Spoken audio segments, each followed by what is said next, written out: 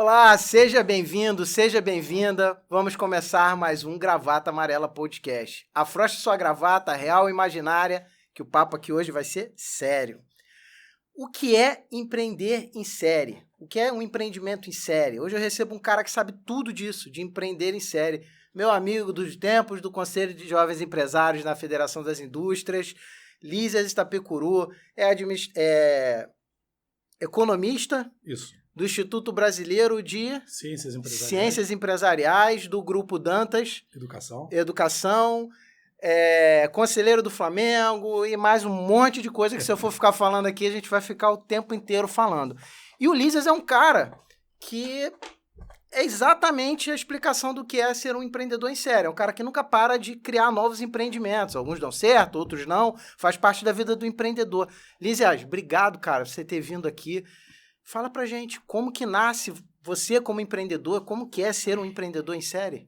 Bom, Ricardo, primeiro, boa noite a todos, né? Um prazer estar com você de novo. Prazer Falar meu. de empreendedorismo empreendedor com ele aqui realmente tem que ser um papo bem descontraído, porque ele também está aí uma trajetória de vida nesse tema, né? Desde a Iniciativa Jovem, o nosso Conselho de Jovens Empresários, e hoje, você com um podcast falando de empreendedorismo. Também, de vários outros assuntos. Pois é, que não é um tema hoje que antigamente era algo que assustava as gerações.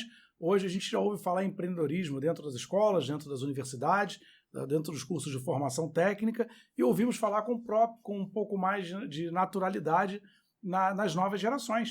Na minha geração, empreender era quase que algo assustador. Você falar isso nas universidades, eu que vi Empresa Júnior nascer, Associação dos Jovens Empresários, os Conselhos de Jovens Empresários, né? Então isso era quase que um tabu. Hoje é um dos temas mais importantes e eu diria até que é o tema que vai reger as futuras gerações no que diz respeito às oportunidades que existem e que vão surgir, né? Que é empreender em série. O que é empreender em série? A gente não para. É a vontade de mudar, é a vontade de realizar, claro, a vontade de ganhar e fazer sucesso, ganhar dinheiro e fazer sucesso. Agora, parece simples, mas não é. Né? Como você bem disse aqui, eu já tive negócios que deram certo, negócios que não deram certo, por N questões, não só por erros cometidos pela minha pessoa, por exemplo, uma coisa que dentro de um empreendimento tem que ser levado muito a sério, a constituição de uma sociedade, a relação entre pessoas dentro de uma sociedade. Eu diria até que o casamento é mais fácil do que a relação em sociedade. Sim. Né? Então tem uma série de questões que formam esse conjunto de um empreendimento. E o empreender em série é que, para nós somos empreendedores, nós não desistimos. A gente, na verdade, a gente ouve muitos assuntos e muitos programas de sucesso. Claro, hoje eu me considero uma pessoa de sucesso aos 47 anos, né? Estou na área de educação. Isso é um projeto que estava, no caso da educação infantil, um projeto que estava incubado há quase 15 anos, né? Que há 15, 16 anos atrás, nós estávamos aí para montar um colégio ítalo-brasileiro aqui no Rio de Janeiro e conversa com um dono de colégio amigo, com outro dono de colégio amigo, vamos tentar comprar uma escola que já está pronta para implantar o outro modelo e conversa vai, conversa vem. É isso para vocês terem uma ideia, estou dando uma boa resumida aqui, Ricardo, isso me levou ao casamento. Eu fui uma das escolas que eu fui comprar, né? Já estava numa situação financeira porque quando eu muito te conheci, combalida. Tu era solteiro. Pois é, muito combalida. E tivemos que, o pessoal da auditoria com a gente, nós tivemos que dar uma explicação à advogada da escola, e a advogada da escola, naquela época, hoje é diretora da nossa escola, diretora-geral, né? Minha esposa, mãe dos meus filhos, e a vida, o empreendedorismo perpassa por toda a minha vida desta maneira. E esse exemplo da Escola Dantas, né? da Escola de Educação Infantil, porque o IBCE também é da área de educação, é um exemplo de um dos projetos que estava dentro da gaveta e que no momento oportuno a gente tirou. Mas é um projeto que ficou lá 15 anos dentro da gaveta, porque lá no início, no final da década de 90, quando a gente estava muito entusiasmado com isso, era um determinado momento. Início dos anos 2000, depois 2003, isso tudo começou a florescer. Depois ele deu uma murchada, por N motivos. Não era a conjuntura mais ideal, estava em outros negócios que estavam indo bem, graças a Deus, Sim. Um dele, o próprio Instituto, mas o projeto ficou ali. Então, a minha maneira de empreender é essa. Acabou um projeto de vida, vamos começar outro. Né? Já emenda direto em outro. Já emenda direto em outro. Um exemplo disso que... Mas você mantém projetos em paralelo também? Mantenho projetos em paralelo e empreendimentos em paralelo, negócios em outras áreas em paralelo. A educação é a menina dos olhos, eu diria para você que estava na agenda de vida, na verdade, era não só um projeto, era um sonho. Né? E, na verdade, ele foi sendo incrementado porque a educação é, de fato, o agente transformador do mundo. A educação infantil em especial. Para que a gente possa ter mais empreendedores no mundo, para que a gente possa ter um mundo constituído de uma outra forma, mais civilizado, mais cooperativo, mais inovador, né? Mais dinâmico, a gente precisa de pessoas empreendedoras, nós precisamos formar gerações com uma outra cabeça, com uma outra maneira de pensar, ou então, eu diria até com grande capacidade de pensar. Inclusive, esse grande aumento no número de empreendedores no Brasil nos últimos 10, 15 anos se deve ao fato de ter começado a se inserir empreendedorismo na educação, nas escolas e nas faculdades. Nas faculdades, obrigatoriamente, depois de um tempo. Porque quando a gente começou nos conselhos... Isso era um palavrão, as pessoas não sabiam o que era empreendedorismo. Eu lembro quando eu entrei para o projeto do Iniciativa Jovem lá, em 2000 e alguma coisa, no comecinho dos anos 2000, eu tinha que explicar o que era empreendedorismo para muita gente que não sabia. Para depois poder explicar o projeto. Porque a palavra era, eu sou dono do negócio. Empreender e empreendedorismo é uma palavra totalmente desconhecida. E deixar muito claro que empreendedor é diferente de empresário. Sim, sim. É completamente diferente. Eu sou empreendedor, Ricardo é empreendedor, temos amigos empreendedores. O empreendedor é um agente de transformação. Sim. Ele é um agente gerador de riquezas. Não necessariamente com CNPJ. Exatamente. Não necessariamente com CNPJ e nem sempre com a sua própria empresa. Sim. Isso pode estar dentro das corporações, isso pode estar na administração pública, isso pode estar na política, isso pode estar nas relações exteriores, né? Isso vai muito quando a pessoa tem cabeça de projetos. Quando comecei a minha vida, eu era para ser piloto de caça, né? Eu gostaria de estar hoje na Esquadrilha da Fumaça. Era a grande realização. Quando na Academia da Força Aérea me falaram que, no exame de admissão, que eu tenho glaucoma e que eu não seria caçador nunca, então aquilo foi um balde de água fria, eu brochei e acabou, né? Acabou aquilo ali e tal, né? Não dá mais pra ir adiante e seguir meu rumo. Foi eu no paraquedismo, que o médico falou que se o primeiro salto que eu desse, eu ia pra cadeira de roda, porque tinha um desvio na coluna. Você teve essa experiência também da carreira militar. Quer dizer, obviamente vem grandes ensinamentos daí, mas... Então, quer dizer, não deu para cumprir esse projeto na vida de participar da aviação de caça no Brasil, e em especial depois da Esquadrilha da Fumaça. Eu segui a minha vida. Então, e o Flamengo, por exemplo, que você citou aqui, né? O Flamengo foi um outro projeto. Ele estava numa agenda, eu disputei eleições à presidência do Flamengo, pretendo disputar novamente lá na frente. Está aí para todo mundo que quiser conhecer um pouquinho pela internet, tem um pouco aí dessa minha caminhada no Flamengo. Mas no Flamengo eu fui criado na Gávea, fui ex-atleta de natação, né?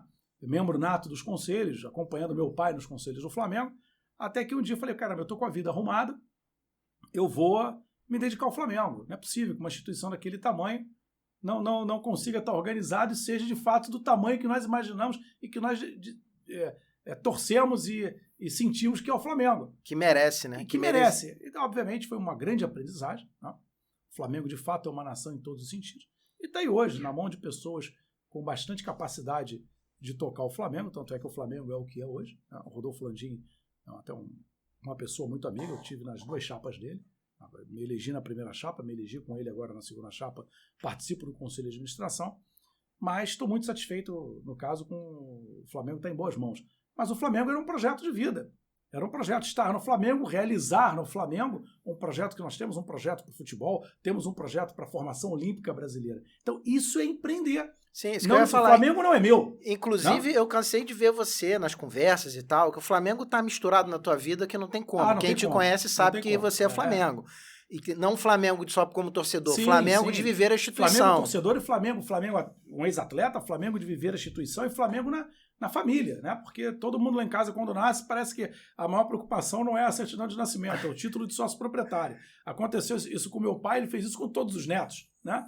Então, quer dizer, mas isso é um empreendimento. Quando você se propõe a uma aventura, que é uma aventura, né? Você se candidatar à presidência do Flamengo, que obviamente para quem é Flamengo como eu, é um orgulho muito grande, é uma emoção muito grande, é uma oportunidade também, mas é um ato empreendedor. Sim, é uma instituição extraordinária. Você trabalhar no esporte olímpico é uma missão, futebol é outra. O futebol por si só tem uma cadeia econômica gigantesca. São vários projetos dentro de uma empresa. Vários projetos dentro de uma instituição gigantesca. Sim. E que você tem ali hoje 3 anos, se você se reelege, você tem 6 anos de tempo, de timeline para realizar os seus projetos. E aí que eu via você muito empreendedor encontrando brechas e locais onde você podia mexer com projetos para melhorar o clube. Você tinha sempre essa preocupação e por isso se candidatou algumas vezes. É a vontade de realizar. É exatamente isso. O empreendedorismo insere isso. Você tem uma vontade de realizar, você tem uma ideia, você consegue... Nós conseguimos botar essa ideia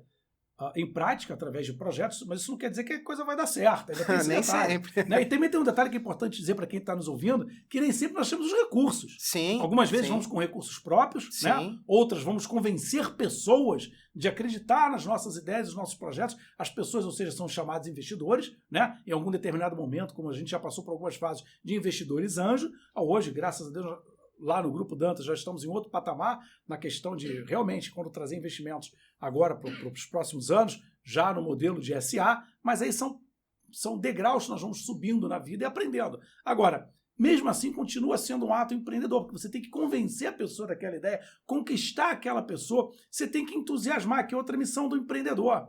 Se o empreendedor não consegue entusiasmar o cara que está do lado, como, por exemplo, o Ricardo me entusiasmou e está aqui. Quando ele falou, vamos lá no Gravata Amarela, quando nós falar de Gravata Amarela, eu falei, esse nome já é do cacete, né? Então, quer dizer, você tem que entusiasmar pessoas, você é um cara que entusiasma pessoas. Se quem quer empreender, se você tá ouvindo a gente, tá com uma ideia na cabeça, tá lá embutida na tua cabeça, no teu coração, você não conseguir entusiasmar o teu pai, a tua mãe, a tua mulher, teu filho, o teu melhor, esquece que você não vai dar o segundo passo.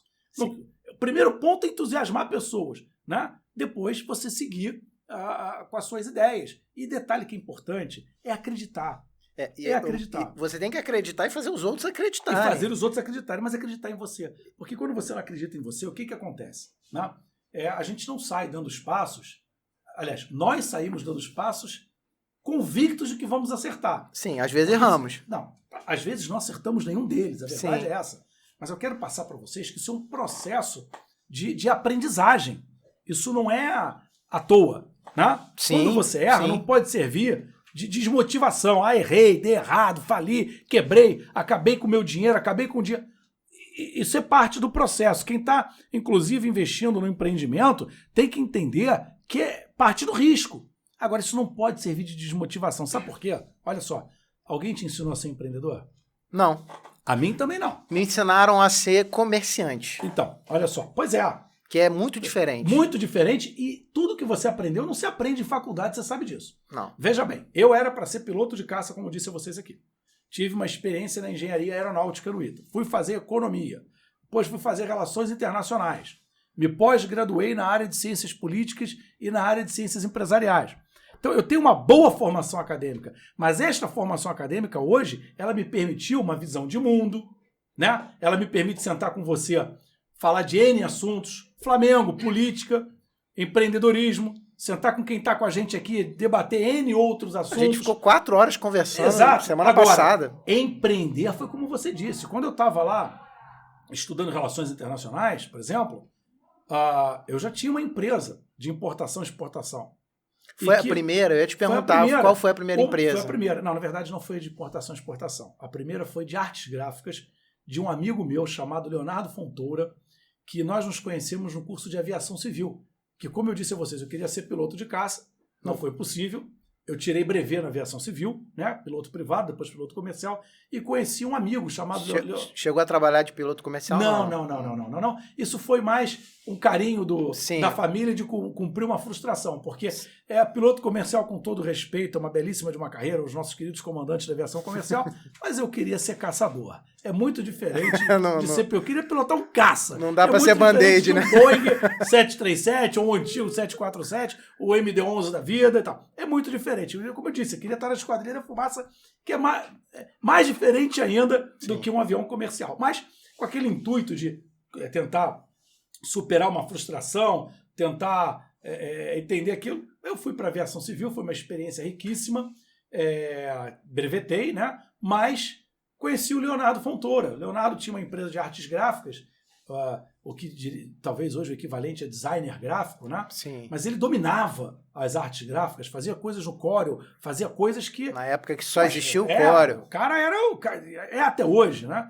E ele tinha um escritório montado, só que ele era o técnico, né? Eu tinha uma tarimba comercial muito grande, conhecia pessoas, então foi a primeira empresa. E nós tínhamos uma relação lá no curso de aviação, ficamos amigos, somos amigos até hoje, Mas o que acontece é que depois é aquela velha história. Ele casou, a vida seguiu, a coisa também não cresceu, não tínhamos tanta experiência assim de mercado, né? Então a evolução tecnológica concomitantemente, e aquilo acabou por si só, mas se ganhou dinheiro. Depois, como eu te falei, eu estava em relações internacionais e já tinha uma empresa de importação e exportação, e eu tinha um dos professores da universidade que trabalhava na minha empresa, que era o cara que mais entendia de carta de crédito e cobranças documentárias, até os livros deles publicados por edições aduaneiras, prefaciados por pessoas ligadas à empresa e escritos dentro da empresa. Só que era uma coisa interessante. E ele era um cara, não era brasileiro, aliás, não é, porque está vivo, né? Professor Rômulo Del Carpio, que se tiver oportunidade de assistir, deixa aqui aquele abraço carinhoso, uma pessoa que eu respeito muito, profissional de mão cheia, mas ele na época tinha me falado da Associação dos Jovens Empresários. Caramba! Lises, olha isso aqui. Então era uma pessoa com uma cabeça diferente, né? À toa que trabalhávamos juntos. Mas dentro do mundo universitário, estava começando a nascer o conceito de empresa júnior. Sim. E acho que naquela época aqui no Rio de Janeiro, que tinha mais avançado, era o Instituto Gênesis da PUC, sim, lá sim, com o Aranha. Sim. Eu acho que era aquilo era o que era mais próximo daquilo que nós vivíamos. Sim. Né? Depois veio lá as empresas júniores, a Rio Júnior, a Brasil Júnior, né? A Associação dos Jovens Empresários, Conselho dos Jovens Empresários, e o mais próximo de uma realidade, 2 programas que fizeram sucesso aqui com a gente, que era o Junior Achievement, que eu tive a oportunidade de participar e trazer para o Rio de Janeiro. Participei como voluntário também, eu várias trouxe vezes. Rio de Janeiro, quem trouxe para o Brasil foi o Jorge Gerdau. Tinha um projeto que ia nas escolas ensinar, tinha um jogo de empreendedorismo para adolescentes e jovens. Esse é um projeto de mini empresa, muito próximo do que você fez de Iniciativa Jovem, só que dentro da escola e tinha o início, meio e fim. Sim, né? Era em colégios públicos de áreas... Não, e colégios privados também. Eu fiz o que eu participei como voluntário era em colégios públicos em áreas de comunidade. E depois a Iniciativa Jovem, Sim. que é o Livewire da Shell, que é a Shell apoiando o empreendedorismo, que você passou por ele. Eu também tive a oportunidade de passar como mentor. Sim. E depois até dentro da Dialogue, na administração e gestão do projeto com eles. Agora, isso hoje está muito mais a flor da pele de uma geração. Está aqui o Gravata Amarela, está aqui o Ricardo Veríssimo, está aqui o Lises. Hoje você vai na escola do meu filho de 13 anos, meu filho de 10 anos, está até aqui com a gente aqui no estúdio, o João, você tem lá robótica, você tem empreendedorismo, Sim. Eles falam sobre empreendedorismo.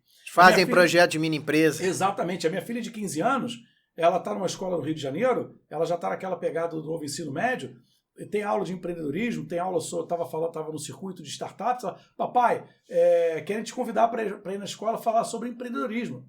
Opa, fantástico. Isso na nossa época... Não tinha. Jamais. Pelo contrário, nós inclusive não éramos bem vistos. Não. Né? Porque primeiro não sabia o que era empreendedor. Segundo, a raiva que tem do empresariado, aquele papo de capitalismo, não. Isso era um negócio... Todo empresário é explorador. Explorador, esse negócio terrível, né? Mas, na verdade, nós somos geradores de riqueza. Né? E a mensagem que eu gostaria de passar para vocês quanto ao empreender em série... quem começa a empreender, quando o empreendedorismo está no sangue... O bichinho do empreendedorismo... Não para mais. Inclusive, vai ter momentos que nós vamos empreender para errar, não necessariamente para ganhar dinheiro, para viver aquela experiência. Tá? Que as experiências que nós, empreendedores, somos capazes de viver, nós aguentamos e suportamos no sentido de passar por momentos difíceis, seja ele financeiro, seja ele político, seja ele de relacionamento de sociedade, seja ele por não conhecer, mas ter se aventurado, que para nós serve de grande experiência e conhecimento. Para outros, vira uma tormenta de vida.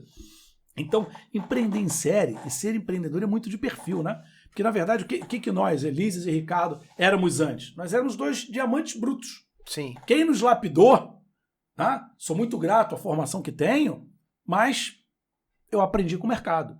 Foi apanhando. Eu aprendi com pessoas como você, com outros amigos e colegas de mercado. Não foi numa universidade. Inclusive, os momentos em que eu mais aprendi sobre empreendedorismo eram nas reuniões pós-reunião de conselhos do Iniciativa Jovem, da rede de empreendimentos do Iniciativa Jovem, que era dos selados, que já tinham suas empresas, se reuniam para trocar ideia, e do Conselho de Jovens Empresários após, que a gente ia tomar um chopp lá e trocava network, as nossas experiências. Às vezes você estava passando por uma dificuldade na tua empresa que você já passou e você me dava um feedback. Mas isso que você está falando é importante, Ricardo. As pessoas não falam nas dificuldades. A gente de vez em quando chama um empreendedor para falar e o cara só quer contar o lado bom, né? Eu hoje sou uma pessoa de sucesso, tenho 47 anos, tenho uma vida muito bem encaminhada. Eu diria que hoje trabalho num dos projetos que, mais do que um empreendimento, era um projeto de vida, como eu coloquei aqui para vocês. Eu tenho uma paixão extraordinária por educação. Eu estou convicto que a educação, principalmente a educação infantil, é para mudar o mundo. Nós não podemos formar a geração dos nossos filhos novos e das crianças da mesma maneira que eu fui formado, que você foi formado. Não. Isso não tem o menor cabimento no mundo mais. No mundo digital. Nós temos que ter... Não é só... Por exemplo, não tem como você achar que um garoto de 10, 12 anos não pode estar seguindo para o Fundamental 2 e médio sem ter o inglês já extremamente avançado. Não tem como hoje você trabalhar sem você mostrar dimensões globais ao indivíduo. Sim. Sem você mostrar para ele que ele é capaz de pensar. Sim. Quem pensa decide melhor, faz as suas escolhas mais acertadas. Então, quer dizer, eu trabalho hoje com aquilo que é uma paixão, é uma conquista. Eu trabalho com aquilo que eu acredito cegamente. Então, quer dizer, eu não acordo com obrigação, eu acordo para realizar. É como nós falamos aqui um pouco antes de começar. Ontem fui dormir 3 da manhã, você estava lá tratando dos seus negócios. É exatamente isso, mas é com prazer. Então isso é uma outra característica do empreendedor. Você de vez em quando você vai dormir, está lá cansado, irritado, chateado e tal, mas você tem prazer nisso. Sim, né? Você fez o que tinha que ser feito. Exatamente, você acorda com o teu senso de responsabilidade lá em cima, mas não por cobrança, e sim pelo senso de responsabilidade de realizar. Você, hoje eu tenho essas tarefas, eu tenho que cumprir essa e essas tarefas, mas não é pela obrigação, é pela realização e pelo seu nível de responsabilidade. Então, é uma coisa importante que o empreendedor em série entenda o seguinte, você, nos seus primeiros passos, você vai ter mais motivo para desistir do que para continuar. Porém, quando você der o primeiro passo e acertar, o seu primeiro acerto, você vai ver que o motivo para continuar, que seja ele é muito mais forte do que todos os motivos para desistir. Que te fizeram pensar ou te fizeram desistir. Lísias, eu vou puxar uma outra pergunta aqui interessante sobre conhecer ou não conhecer de determinadas áreas, porque tem a ver com empreender em série. Você não dá para empreender em série achando que você vai conhecer de tudo, mas eu primeiro vou agradecer aos nossos patrocinadores. Sem eles, não dá para fazer o projeto. Perfeito. Eu queria agradecer a Sampacel. A Sampacel é uma empresa de acessórios para celulares, tem 5 lojas em São Paulo, 2 distribuidoras. Então, se você quer montar loja de acessórios de celular, se você quer comprar acessórios para celular, fala com o pessoal da Sampacel. Vai ter um QR Code rodando aqui na tela durante todo o episódio, na descrição do episódio, no YouTube, nas plataformas de streaming. Aqui no nosso monitor tá passando a logo com o Instagram deles, que é Sampacel Oficial.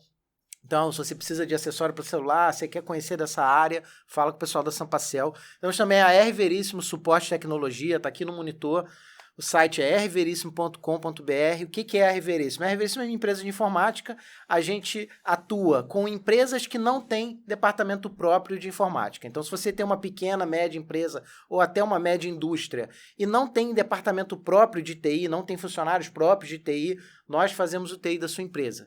Então, nós conseguimos ter um valor mais em conta do que você ter todo um departamento de TI e com um atendimento a tempo e a hora. Então, estamos nesse mercado há 16 anos, atendendo só empresas do cenário carioca. Então, se você quer melhorar na tua empresa a área de TI, se você está de saco cheio do técnico que não chega no horário, que remarca o atendimento, que está sempre enrolando e não resolve os problemas, fala com a gente, que a gente anota 5 lá no Google, que é a nota máxima no Google de atendimento ao cliente lá, a notinha que os clientes dão. Então, R Veríssimo também vai ter um QR Code rolando na tela e na descrição. Se você quer se tornar um patrocinador do Gravata Amarela Podcast, fala com a gente ou no Instagram, Gravata Amarela Podcast, ou no e-mail blá-blá-blá@gravataAmarela.com.br. E com certeza a gente vai achar uma forma de você participar do projeto Gravata Amarela. Obrigado aos patrocinadores. Lísias. Deixar também o meu muito obrigado aos patrocinadores e que nós possamos fazer muito blá, blá, blá com Gravata Amarela. Com certeza. Os temas são riquíssimos. Cara, muita gente acha que para empreender em série você tem que conhecer de toda a área que você vai empreender. E eu te conheço já há muito tempo, acho que mais de 15 anos, sei lá, ou mais ou menos por aí. E já vi você ter projeto de... Não sei nem como é que chama, mas eu vou dizer como eu entendi o negócio. Que era um outdoor ambulante, um cara com monitor... Pixman, um cara andando na praia com monitor, mas isso são uns 10 anos atrás. Então, se hoje você já viu isso acontecendo no Rio, esse cara foi o primeiro até onde eu sei. Éramos nós só. Éramos nós. Exatamente. Então... A mochila com o monitor em cima, e a primeira campanha que a gente fez foi Welcome Together, Join the Wave, Barack Obama. Foi a primeira eleição do presidente dos Estados Unidos, e a gente chamando as pessoas para participarem, deixando aquela mensagem para o presidente dos Estados Unidos. Ele já estava eleito, né? E é isso aí, era uma mochila com monitor. Isso foram amigos nossos, você conhece, né? Que eram amigos até, que a gente soube que eram amigos em comum depois, que era o pessoal da Biruta, mídias mirabolantes. Alan, né? James e Rafael Liporassi. O Rafael Liporassi e o Rômulo Grossman também. Também. Na verdade, o Rafael e o Rômulo foram as pessoas que descobriram essa mídia, como eles chamavam, né? E me chamaram para ser parceiros, e a parceria começou e me chamaram para ser sócio desse produto. Trouxemos as mochilas aqui para o Brasil, foi muito interessante. Fizemos um demonstrativo na praia de Copacabana, né? A sociedade evoluiu, mas foi um dos negócios, foi muito bem dado esse exemplo por você, que esse foi mais um dos negócios que esse era um produto, um serviço que tinha início, meio e fim, né? Ele, por si só, a gente teve um sucesso grande, dada a experiência do Rafael e do Rômulo com mídias e com essa área de publicidade, né? Eles tinham a agência Biruta Mídias Mirabolantes, que eles conseguiam, nos facilitaram a entrada no mercado, e foi um produto que teve o início, meio e fim, e a empresa, por si só, ela esgotou. Mas foi uma época que também fez um baita sucesso. Vocês imaginem uma mochila nas costas, um monitor de vídeo, o equipamento pesava aí em torno aí dos seus 16, 17 quilos, né? E servia para, desde uma interação com o público. Tinha as baterias enormes naquela época. Eram baterias um pouco maior do que moto dentro da mochila, né? Nós chegamos até a inovar, era uma empresa canadense, nós chegamos aqui no Brasil até a inovar mais do que eles lá. Porque nós conseguimos, eu cheguei, o Brasil é um negócio extraordinário para empreender. É isso que a riqueza desse tema de hoje, do Gravata Amarela. Criativos e somos criativos, temos pessoas extraordinárias. Se a gente souber achar, nós vamos chegar nessas pessoas, né? Tanto é que nessa época do Pixman no Brasil, nós chegamos a pessoas aqui em São Cristóvão, no Rio de Janeiro, que tinham condições de refazer esse equipamento aqui de uma maneira mais leve e mais eficiente. Para você ter uma ideia, o próprio Caio, são experiências extraordinárias. É o que falávamos aqui, isso nós não vamos aprender na faculdade. Pra você ter uma ideia, nós precisávamos melhorar a bateria e o carregar a bateria, né? Porque, como eu disse aqui, esses equipamentos vieram de fora. Sim. Não tem produção no Brasil. E a empresa lá, teve um detalhe importante também, a empresa lá acabou encerrando as atividades e nós aqui estávamos no auge das atividades com as mochilas. E tudo feito por frio e aqui calor pra caramba. Exatamente. Sabe onde é que nós fomos buscar a modernização de bateria, de adaptar os equipamentos e tal, com um sujeito que trabalhava ali no Marina da Glória com lanchas, né? Então ele tinha como transformar a amperagem dos equipamentos para funcionar nas lanchas. Sim, sim. Ele nos ajudou a formatar os equipamentos, o novo tipo de carregador, como fazer o engate ali da bateria no carregador, né? Então, quer dizer, você viu, o cara... porque quem trabalha com embarcação... o grande problema é o gerenciamento de energia. Exatamente. E de água. Né? E você fazer vários equipamentos funcionarem em amperagens distintas e você tem que ter aquela alimentação constante. Então, até isso nós fomos buscar. Então, foi mais uma atitude empreendedora, corajosa, né? Era de fato um produto inovador, principalmente no Rio de Janeiro. Fez muito sucesso. E para você ver como é que é a vida, estamos em 2022 e não vimos mais nada sobre isso. Sim. O que nós vimos sobre isso e que vejo até hoje são pessoas com mochilas ou algo que você pendura aqui, mas na verdade é apenas uma placa estática, fixa. Estática, sem não imagem, é um monitor. Não é um vídeo. O Pixman chegou a evoluir de tal ponto que nós chegamos a botar o iPad na época, que já não era mais aqui, passamos a usar ele aqui, mas conectado nesse sistema todo. Para você ver a capacidade evolutiva e de inovação. Assim eu não cheguei a ver. Pois é, mas também já foi no finalzinho. Porque a gente estava com um problema sério que era carregar. A gente ia para um evento de 4, 6 horas e nem sempre os equipamentos... E é o que você falou, a bateria pesada. A gente mandou fazer uns cases gigantescos com várias baterias ali. Pra você ter ideia, isso foi feito ativações de empresas como a Claro, isso foi para dentro do Rock in Rio, além do start da administração Barack Obama. Então, quer dizer, foi um dos empreendimentos. E que imagina, acabou, vamos fazer o quê? Olha, o pessoal lá, o Rafael e o Rômulo seguiram a sua vida na área deles, né? Eu segui a minha e por aí vai. Então, quer dizer, é uma outra coisa importante no empreendedorismo em série, é você saber se conectar com pessoas. Sim. Aliás, para empreender tem que saber se conectar com pessoas. Mas o diferente do empreendedor em série é que, assim, quando você vai dar um conselho para alguém que quer empreender, uma das coisas que, pelo menos eu, nas consultorias e nos projetos, nas bancas, em tudo ligado ao empreendedorismo, eu sempre dizia pro cara o seguinte: primeiramente, você tenta empreender algo que você já conhece, porque vai facilitar a sua jornada de conhecimento sempre, e tal. Claro. Só que para o empreendedor em série, isso deixa de ser verdade. E geralmente o empreendedor em série, ele nasce como? Ele monta um empreendimento, aí ele começa a fazer muito network, ele começa a entender de tirar do papel e transformar aquilo em negócio, em gerir o negócio, em buscar investimento, em buscar a venda, todo esse processo. E ele fala, cara, se eu fiz isso com esse copo aqui, eu faço isso com esse microfone. Exato, ele começa a ver outras oportunidades. E as pessoas começam a procurar ele também para ajudar nos negócios que não estão dando certo. É isso. E aí você vira um empreendedor em série, em coisas que você não tem profundo conhecimento. Não tem profundo conhecimento, mas você enxerga a oportunidade. E aí você enxerga a oportunidade de inovar, você enxerga a oportunidade de transformar, você enxerga a oportunidade de vender, você enxerga a oportunidade como as atuais gerações, né, as mais novas do que a nossa, enxerga a oportunidade de solucionar problemas. Né? Então, as pessoas vão adiante. E aí nós estamos vendo aí grandes transformações nos meios de comunicação, né? Na maneira de mensagens. Então, você vê aí que o empreendedor é exatamente isso. Ele não necessariamente sabe o que... Ele detém todo o conhecimento daquela área dele. É claro que se ele tiver conhecimento do mercado, do serviço a ser oferecido, do produto, isso facilita muito. Mas eu também diria que isso não é sine qua non. Que você pode ir adquirindo conhecimento através da sua própria experiência, até porque você vai buscar esse conhecimento que você por si só vai melhorar o seu serviço, o seu produto, né? Mas o empreendedor, na verdade, ele enxerga a oportunidade, a oportunidade de mudança, de inovar, de impactar em escala. Ele, de vez em quando, enxerga coisas que muitos não enxergam.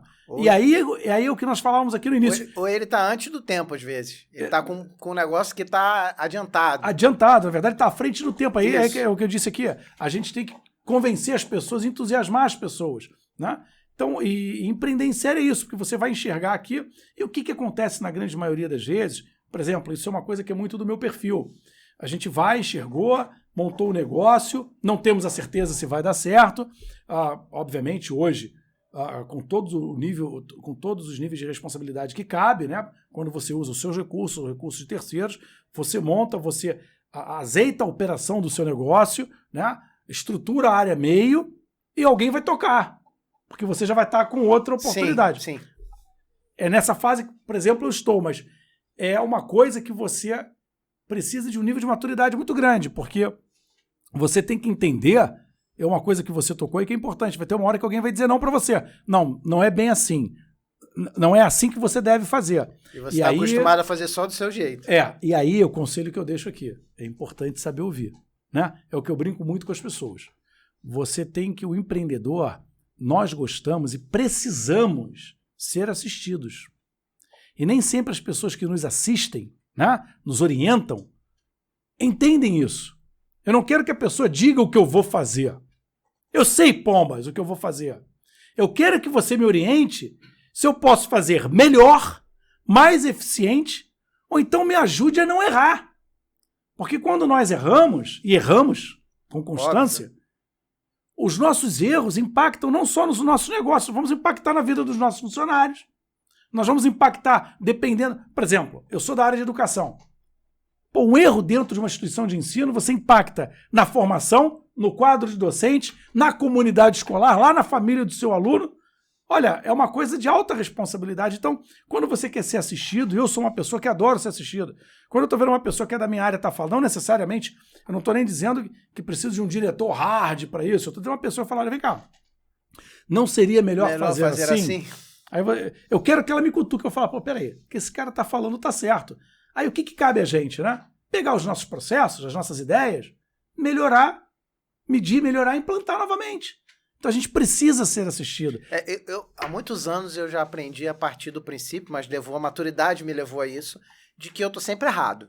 Então quando alguém me dá um conselho e eu não concordo, a minha primeira reação é reagir ao conselho. Mas a segunda já é, deixa eu analisar isso aqui, vai que ele está certo e eu estou errado. Realmente a gente quando nós temos essa gana de empreender, E temos uma capacidade, uma coisa importante para quem quer empreender, é ter alta capacidade organizacional. Organização disciplina. É uma das chaves, organização e disciplina, muito bem dito, é a chave do sucesso. Eu diria para você que uma das chaves do sucesso. E uma das chaves importantes, não é nem a chave, aquela parte do segredo da fechadura é importante. Você tem que passar, ser disciplinado e organizado é muito importante para você poder superar os desafios. Então, quando eu sou uma pessoa muito organizada, eu consigo organizar as ideias de tal maneira e mapeá-las na minha cabeça, eu de vez em quando tenho até dificuldade de passar essas ideias, porque a gente está indo tão lá na frente que a pessoa aqui não entendeu. Isso é uma coisa que eu aprendi. Vamos tentar fazer primeiro a pessoa entender, porque é o que eu estava falando aqui para você, a gente precisa dessa assistência para não ficar tão reativo, porque a gente está tão na frente que de vez em quando a pessoa está te assistindo, ela está dizendo para você, mas você sabe que aquilo pode estar ali, mas lá na frente não vai fazer sentido. A gente tem que começar a equilibrar um pouco essa comunicação, porque de vez em quando isso nos incomoda. A mim me incomoda bastante. Fala, pô, cara, esse cara não está entendendo patavinas do que eu estou falando. E quer se meter no meu negócio. No geral, mas é importante ouvir. No geral, as pessoas têm um pensamento de curto prazo, né? O imediatismo ali. Tá? Quando você começa a empreender, no início você pensa muito de curto prazo, porque o dinheiro às vezes tem que ser para agora, tem que ser para agora, senão o negócio quebra. Mas depois de um tempo, né, empresas como a minha, que já tem 15 anos, e os teus negócios, que você já tem que pensar com 5, com 10 anos. E o cara vem com um pensamento daqui, a gente já está pensando lá na frente. Então, o que ele está falando aqui, a gente já pensou, já sabe o impacto daquilo daqui a 2 anos. Mas a vida me fez aprender que é importante ouvir esse cara. Não, eu também porque provavelmente vai ter alguma falha durante o processo que a gente poderia ter melhorado lá na frente, que ainda há tempo de melhorar, e você com isso só cresce. Então, mas isso depende muito da sua capacidade organizacional. Se você conseguir se organizar, você fala, caramba, olha o que esse cara está falando, pode não estar servindo aqui agora, mas vai me ser útil aqui, tá? Então, quer dizer, isso dentro de uma organização empresarial, isso é de fundamental importância. E aí você também começa a promover uma coisa que eu também deixo aqui uma semente plantada, que nós, empreendedores, devemos incentivar outros intraempreendedores na sua própria empresa. Sim. Que, por exemplo, uma coisa que faz muita diferença é quando você tem uma pessoa proativa. E essa pessoa proativa, ela pode fazer toda a diferença no seu negócio. Ela pode ser um divisor de águas. Tá? O mercado está cada dia menos aceitando pessoas que não têm proatividade. Não dá mais para ficar... Mas aí, por outro lado, Ricardo, a gente tem um problema no mercado hoje gigantesco, que é a qualificação de mão de obra. Sim, sim. E por isso que eu digo, a educação, ela de fato é transformadora. Mas aí é resultado de um déficit na educação de anos e anos. Agora, a pessoa proativa, ela faz uma diferença extraordinária no teu negócio. Educação de péssima qualidade para a maioria das pessoas. Eu mesmo não estudei em colégio público quase nunca, acho que eu estudei 6 meses em colégio público só, sempre em colégios particulares e bons, mais uma qualidade no interior do Rio, que já não é uma educação igual era aqui na capital. Então, quando eu cheguei para estudar aqui já no tempo do Exército, à noite, eu fui descobrir que existiam matérias que eu nunca tinha visto. Então, aí você pega o dia de hoje e fala o seguinte para as pessoas, vocês querem ver um pouquinho do futuro?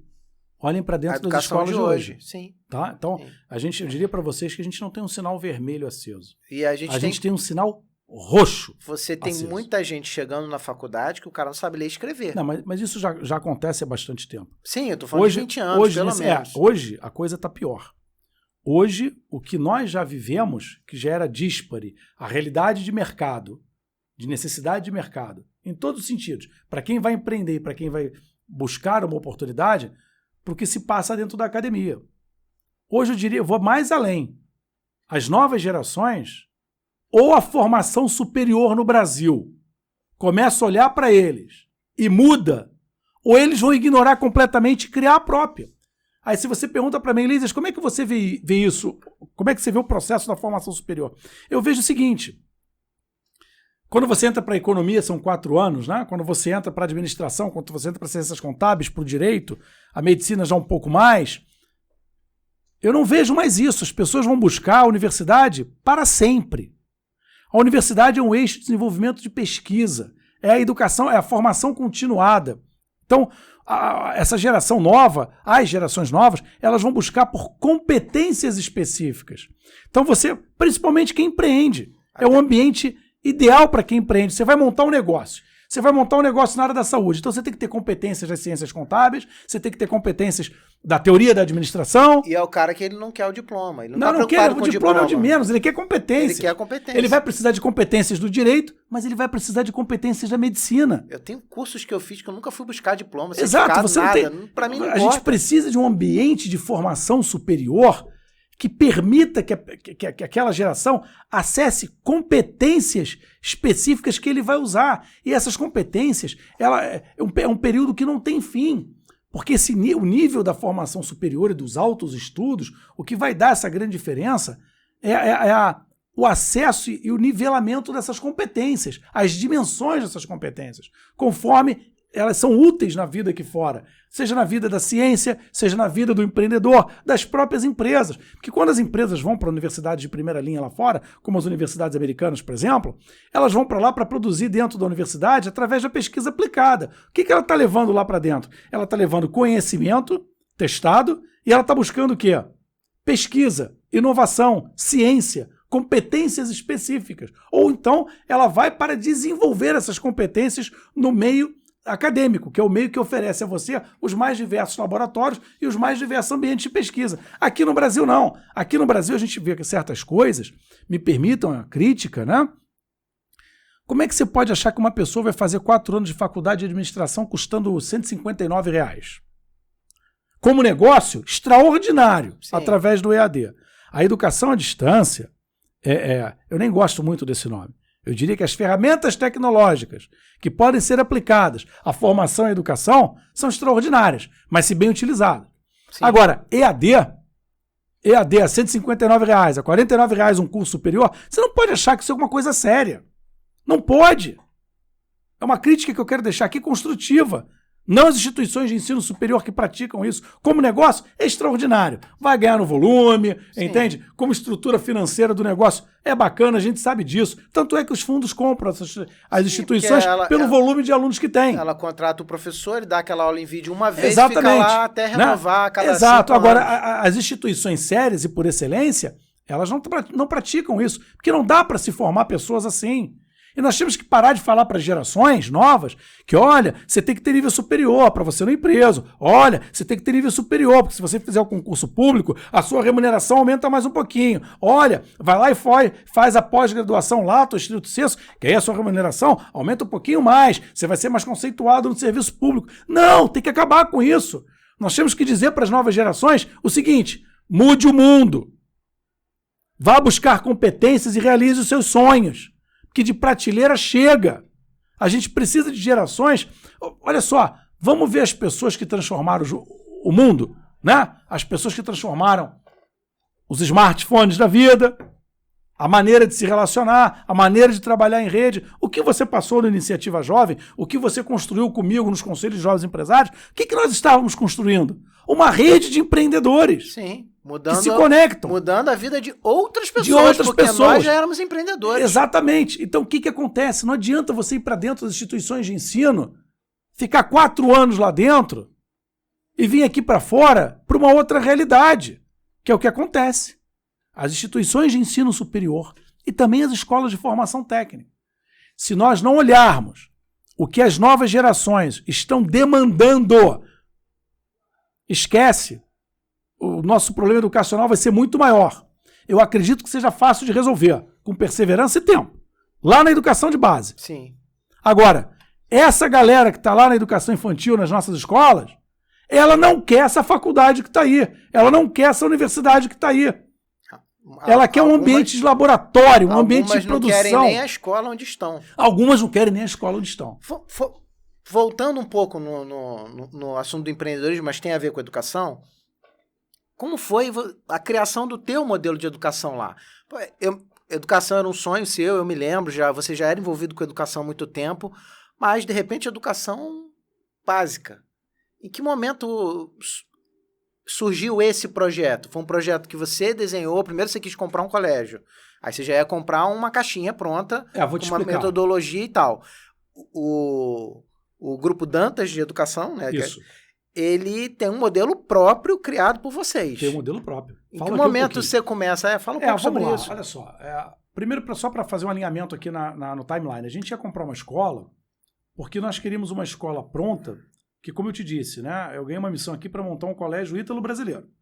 Então, nós queríamos a escola pronta, já no modelo aqui, já teria lá o seu fluxo de caixa, teria as coisas funcionando, as devidas autorizações legais na ambiência municipal estadual, e nós implantaríamos um modelo que viria através da representação consular da Itália aqui no Rio de Janeiro. Tem um órgão lá chamado Comites, que na época nós conversamos bastante, eles nos ajudariam com a implantação do modelo pedagógico deles. Ok, essa era a ideia inicial. Obviamente não foi à frente, até porque a comunidade ítalo-brasileira aqui não tem esse volume todo, né? Eu adoro o idioma italiano e tal, mas eu acho que antes de você falar italiano, você tem que falar inglês, depois inglês bem e inglês muito bem. Isso também foi uma das coisas que tardou um pouco isso, né? E também a situação financeira dos colégios que nós fomos visitar. Eram empresas, eram instituições de ensino que as suas mantenedoras não estavam tão bem financeiramente. Isso significaria dizer o seguinte, que concluímos que seria melhor a gente começar do zero do que comprar, arcar com a situação financeira e econômica daquela empresa, recuperar aquilo ali para poder fazer funcionar.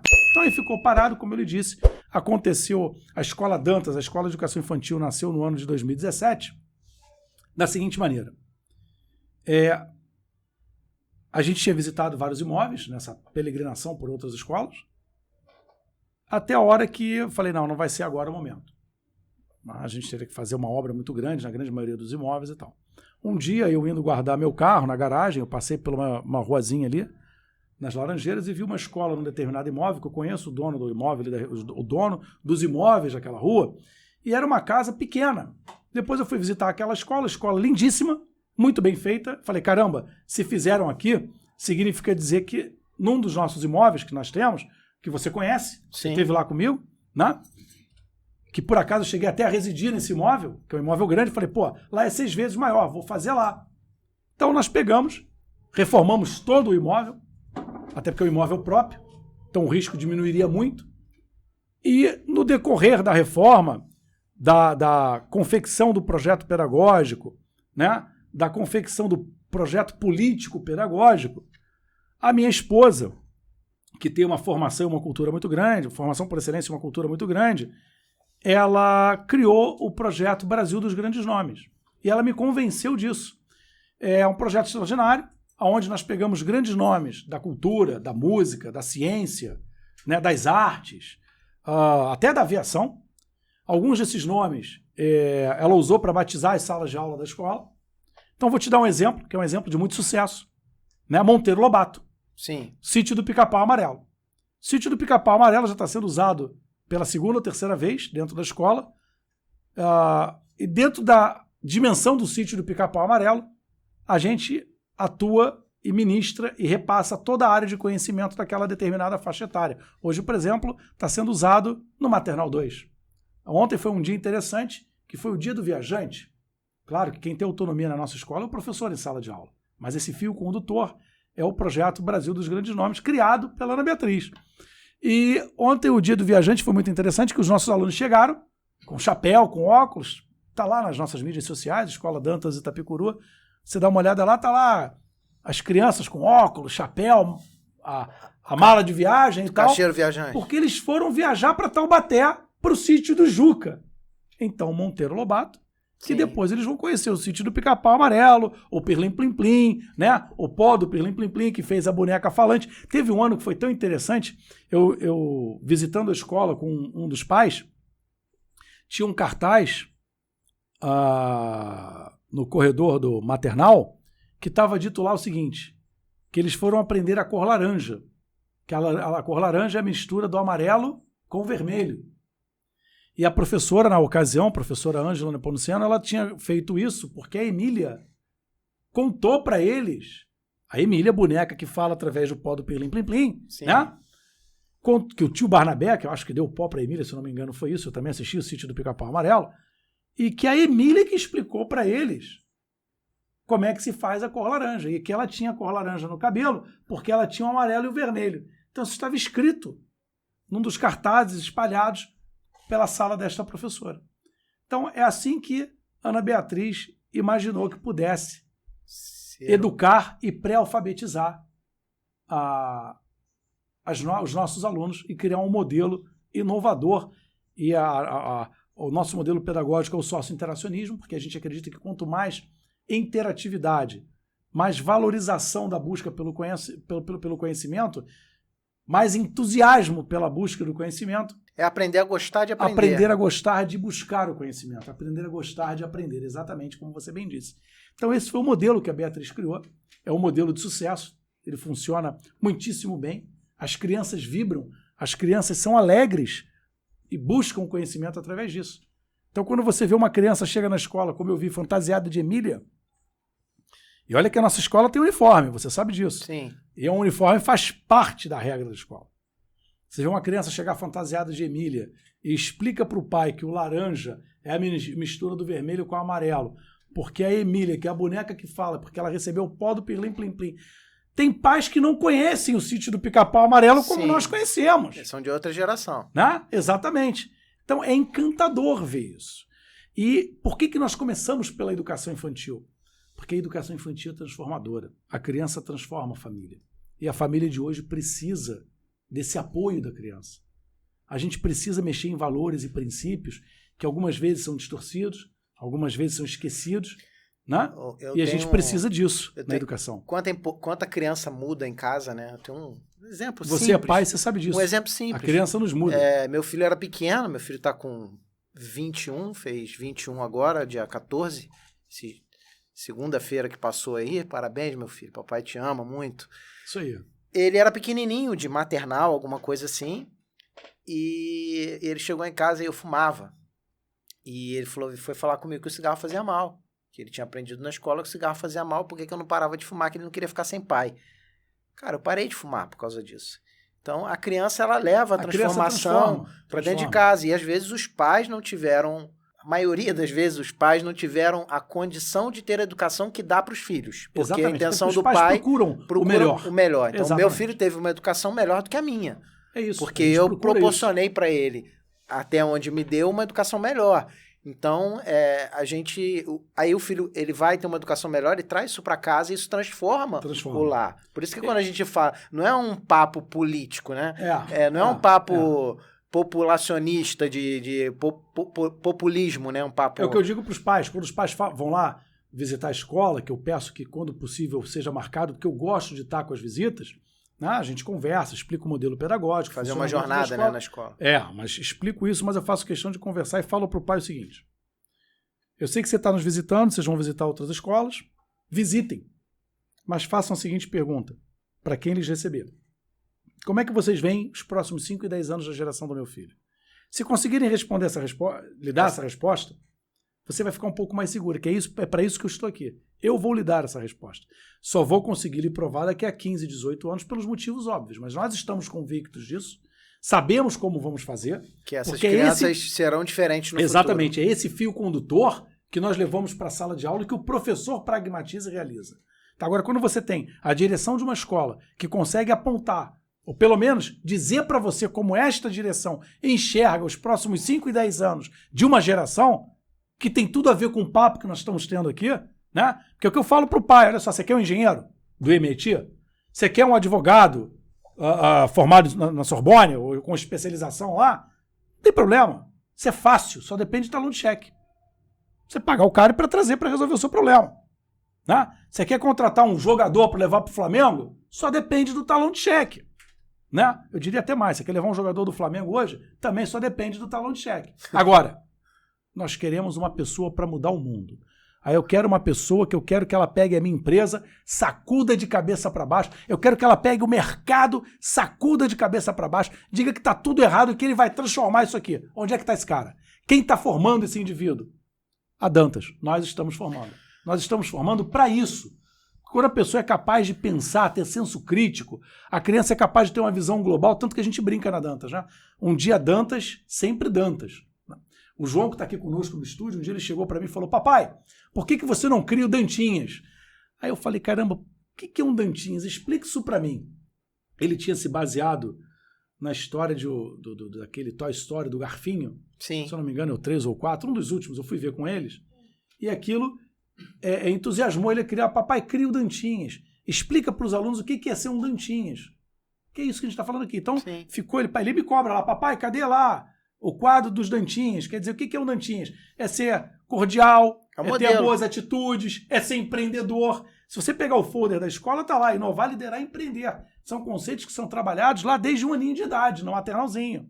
Quando se escolhe, por exemplo, o ajudante de turma. Ele é escolhido por quê? Porque ele fez uma tarefa legal, desenvolveu bem a tarefa, está impecavelmente uniformizado, acertou a chamadinha. Ele não sabe nem ler nem escrever, ok? Mas ele pegou a foto da chamadinha, dos amigos em sala, e acertou toda a chamadinha. Então ele é o líder da turma. Então lá na concepção do João, meu filho, ele é um Dantinhas, porque ele é um líder, ele empreende, ele tem proatividade.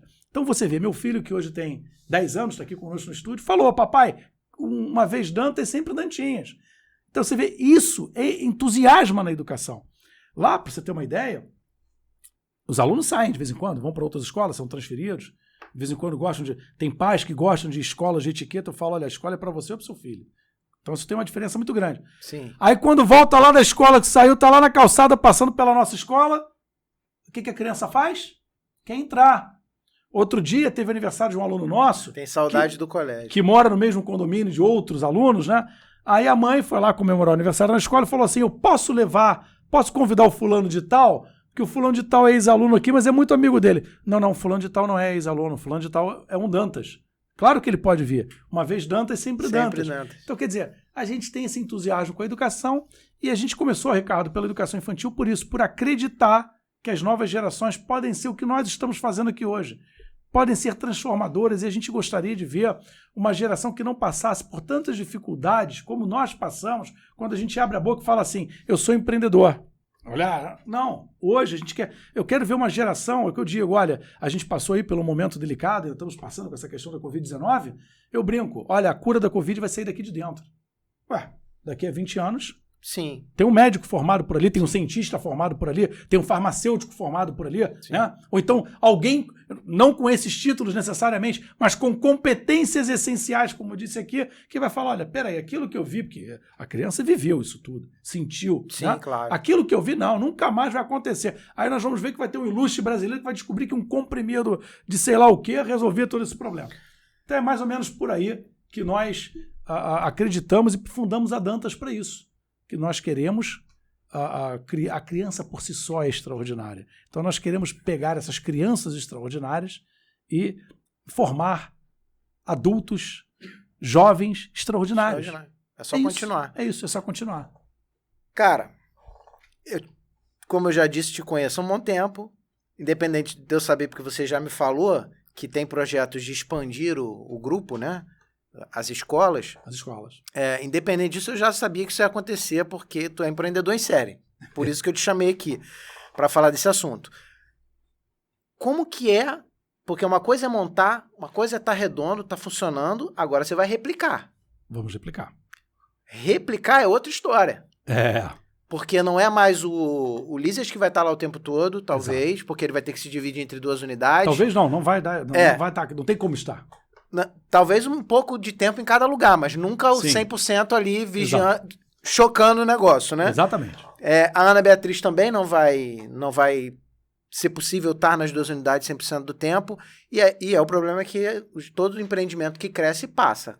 Como? E é uma coisa que eu não fiz, porque a minha empresa não tem uma segunda unidade fora do Rio. Sempre lá vem um Ricardo com pergunta difícil, mas gostosa de responder. Sim, como que é fazer essa transição? Eu sei que você não fez ainda, mas como que você pensa que se faz essa transição? Não, olha só, vamos lá. Quando eu digo pergunta difícil, é porque ela é difícil, não é a pergunta, é difícil o que ele está perguntando.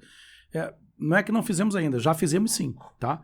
Já fizemos sim, estamos indo aí para a 3ª unidade, na verdade, e o que acontece... Então já existe uma segunda unidade? Já existe uma segunda unidade, que deve levar o nome Dantas agora. Então, né? Não perdoe a falha. Não foi falha, porque a segunda unidade não começou do zero como começamos a primeira. Ah, sim, você pegou São escolas que aí sim, depois dessa pandemia, né? Muitas escolas tiveram uma série de dificuldades, algumas até iam fechar, e aí nós fomos conversar, assumimos num primeiro momento uma diligência da parte financeira, entendendo se é exatamente aquilo, da estrutura patrimonial se é exatamente aquilo. Os sinais até o presente momento são sinais positivos. Isso acontecendo, as coisas se confirmando, elas deixam de se chamar Escola X para se chamar Escola Dantas Itapicuru. E aí se começa a montar E aí a gente sai da área financeira para a área pedagógica, que é a sua pergunta.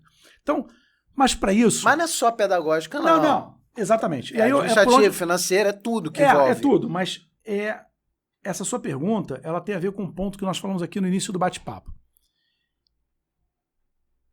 Primeiro, você tem que estar organizado. E disciplina é tudo. E organizar a sua empresa. Uma empresa organizada é tudo. Principalmente a área meio.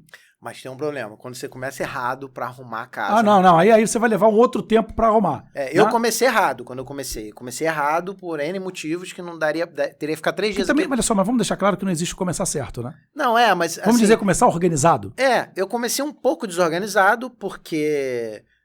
Vim de uma vida desorganizada. Mas não dá para deixar isso tomar proporções. Eu concordo com você. Se deixar tomar proporções, aí fica difícil. Não tomou proporções. Só que é muito mais difícil você organizar. Então, só um alerta para quem vai começar a empreender agora. Muito bom alerta. E é caro também, Ricardo. Sim. Tem que ser caro. Você paga retrabalho, dinheiro, tudo. Vai ter que trazer pessoas e fica caro. Então, o que a gente se preocupou desde o início na Dantas?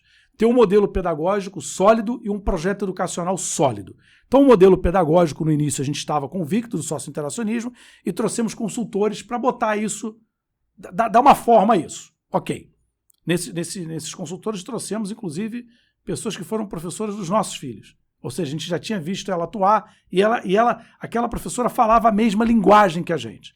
Ana Beatriz criou o projeto Brasil dos Grandes Nomes. É um projeto que está solidificado e ela conhece ele do início ao fim e sabe como aplica.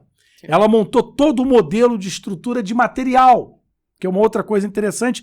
E hoje nós temos um desafio extraordinário dentro do Grupo Dantas, que é incentivar os nossos professores a produzir material. Chegamos até a falar com isso naquele bate-papo que tivemos. Agora, o primeiro ponto é estar organizado. Porque se você estiver organizado, na educação tem uma coisa interessante. A escola Dantas está sediada aqui nas Laranjeiras, certo? A outra escola está lá na Barra da Tijuca. É uma realidade completamente diferente. De família, de alunos, de cultura, completamente diferente. Esse modelo criado, o Brasil dos Grandes Nomes, na educação infantil, ele se aplica a qualquer questão socioeconômica e cultural. Já começa por aí. Isso é um ponto. O outro desafio é capacitar os professores para lecionar nesse modelo. No projeto Brasil dos Grandes Nomes e no projeto e no sócio-interacionismo, nós trabalhamos de forma multi-interdisciplinar e por projetos, como eu lhe falei aqui. Sim. Você pegar Monteiro Lobato, o Sítio do Pica-Pau Amarelo e trabalhar por projetos, não parece... Não se esqueça que a nossa escola é bilíngue, ainda tem esse detalhe. Nós não temos aula de inglês. Nós temos aula em inglês com uma equipe especialista em educação infantil. Todas as aulas são em inglês.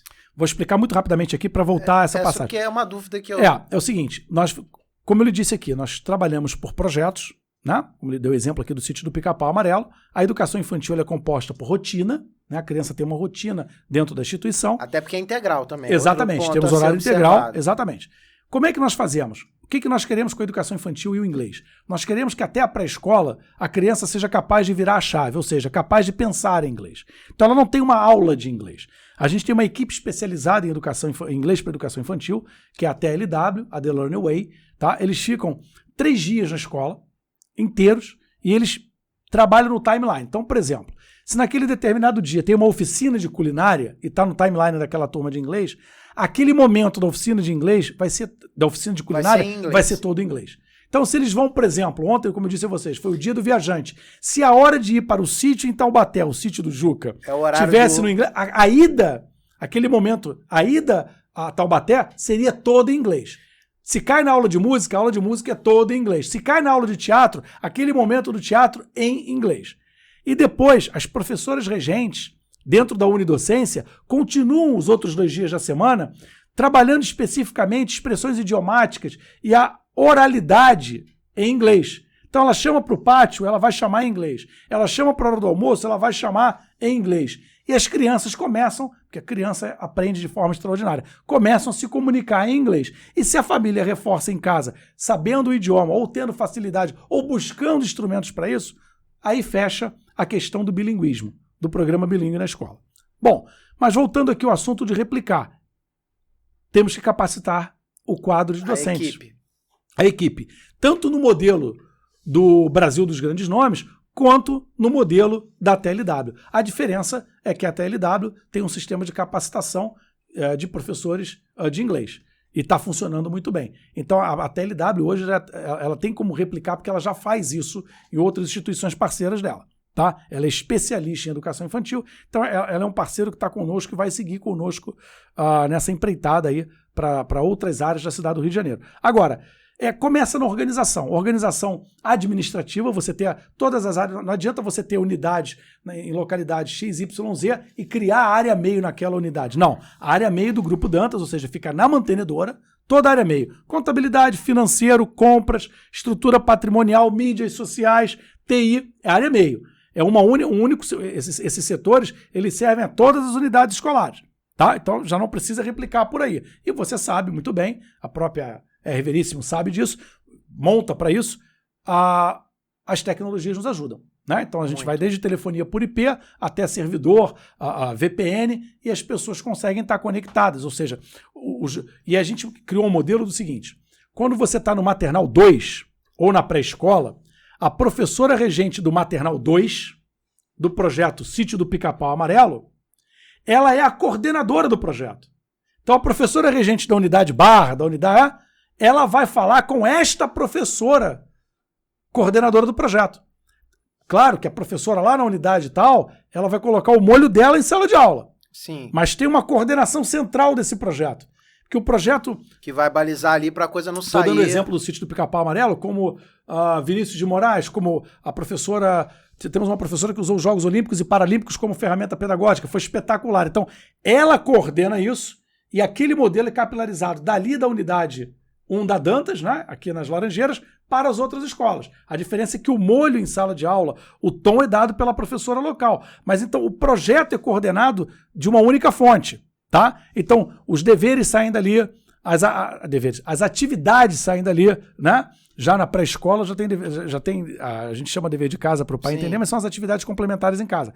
A mesma atividade que faz o aluno nosso aqui, faz o aluno nosso lá. Né? E a gente tem uma ideia de campus, a gente não tem uma ideia de unidade escolar separada, ou seja, se amanhã, por alguma conveniência logística, a família que está na Zona Oeste se mudou aqui para a Zona Sul do Rio de Janeiro, ele está automaticamente na Dantas aqui, ele não vai sentir diferença nenhuma. A gente tem até uma preocupação, que é um ponto já numa terceira fase de chegada, que é a comunicação visual do local. A gente tem essa preocupação, né? Que ele entre numa sala da Dantas, ele se identifique com as cores, com o mobiliário, né? Com as características físicas do local.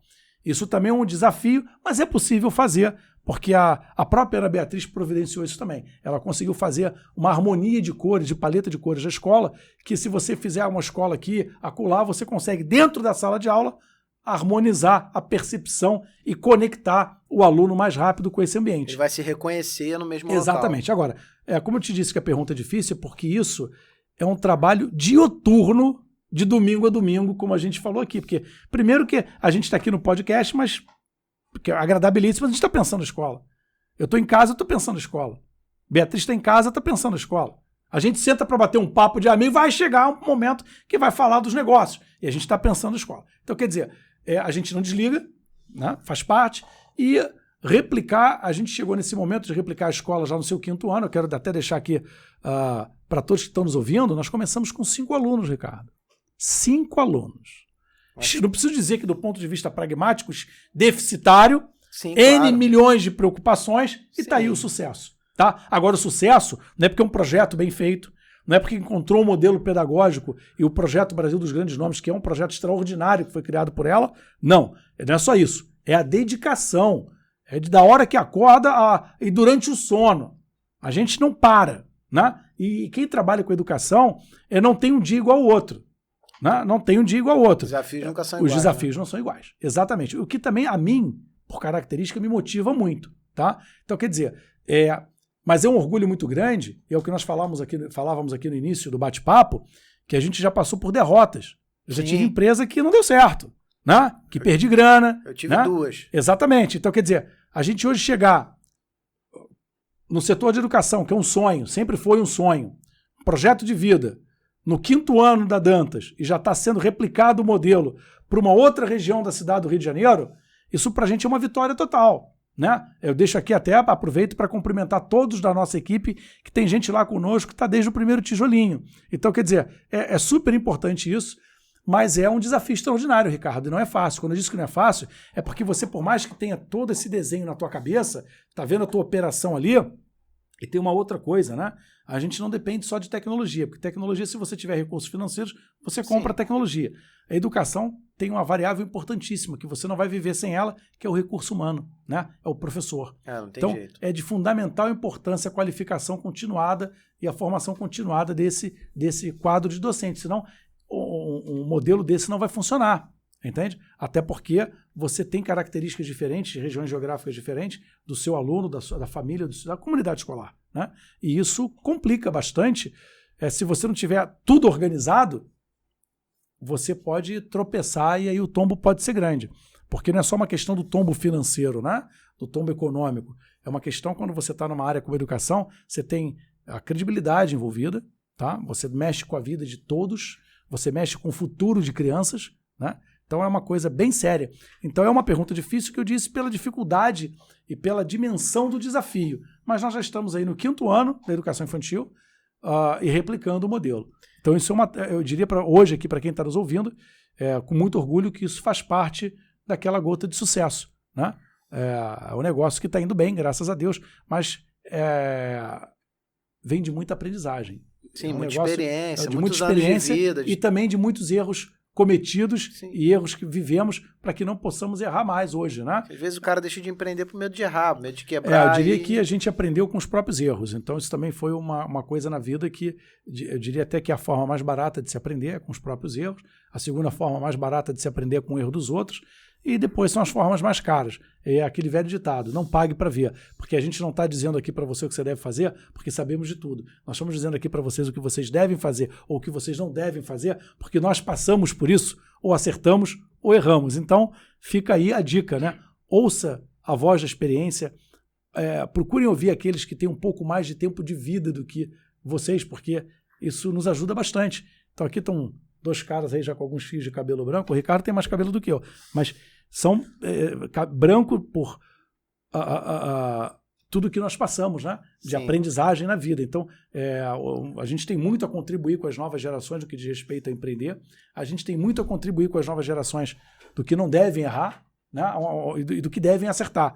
Então é importante essa troca, né? O que eu não sou da área de educação, né? Eu nunca tive negócio na área de educação, mas a gente que já vive um tempo aí, a educação sendo tratada como franquia.